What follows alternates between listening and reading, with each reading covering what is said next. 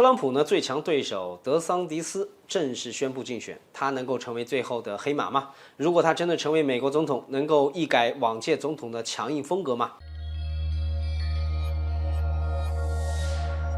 大家好，欢迎收看小慧观察。前两天呢，佛罗里达州州长罗恩·德桑迪斯在节目中正式宣布将参加下一届的美国总统竞选。有的观众朋友呢可能并不了解他，其实呢，德桑迪斯一直被认为是除了拜登、特朗普之外的第3位总统候选人。在去年中期选举时呢，他以19%的巨大优势连任佛罗里达州州长。此后呢，逐渐进入美国政治舞台的中心，成为了许多共和党人心中的黑马。即便是和特朗普和拜登相比，德桑蒂斯仍然是具有自己的优势。首先就是年龄，年仅44岁的他，比拜登和特朗普年轻了30-40岁，这获得了许多年轻选民的喜爱。其次呢，他还尤其擅长文化战争，推出了一系列有关文化认同的法案，比如禁止学校教授性别认同的相关话题，禁止学校教授种族议题，取消了迪士尼乐园在佛罗里达州的特殊地位等等。这些做法不仅引起了全国的广泛的关注和讨论，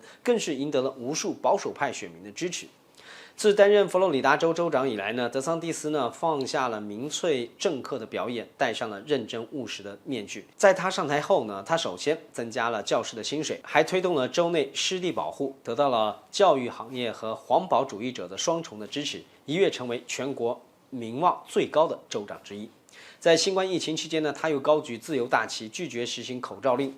甚至拒绝预定儿童疫苗。这些措施又获得了美国自由主义者的支持。可以说德桑蒂斯把能够蹭的话题通通蹭了个遍。在部分社区他的支持率甚至高过特朗普和拜登。在前段时间即便他还没有宣布竞选，但是早已摆出了一副领导人的架势，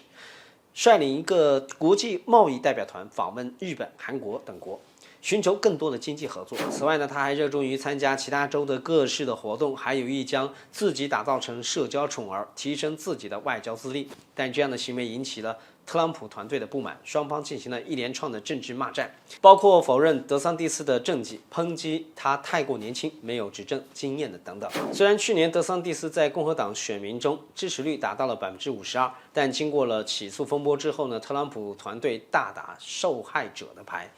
支持率暴涨到了51%，而德桑蒂斯则跌到了38%。如此劣势也只剩中国威胁论了，还能让他重新找回人气。所以他也不出意外的渲染中国威胁。今年5月初的时候他在德州出台了一项法案，禁止中国人购买土地，因为这有可能会对美国的国家安全造成影响。同时他还禁止州立大学使用中国短视频软件和社交软件。这些做法不仅让他更加的政治正确，也得到了反华团体的好评。从客观来说德桑蒂斯确实是当之无愧的总统第3候选人，即使他本身也面临着诸多的挑战，但他还年轻，在美国政治舞台上的潜力是巨大的。其实我们可以看到，历届美国总统为了保持政策的平稳的过渡，一般不会对前任总统的政策做大规模的调整。这也就意味着，其实最后不论是拜登、特朗普或者是德桑蒂斯上台，对华策略其实都不可能进行根本上的调整。那换句话说其实谁上台都一样，对华强硬的风格都将延续。德桑蒂斯在竞选前都大打中国牌，在自己权力范围内制裁中国，在他上台之后只会变本加厉。好了，本期内容就到这里，大家有什么观点可以在评论区互动，我们下期再会。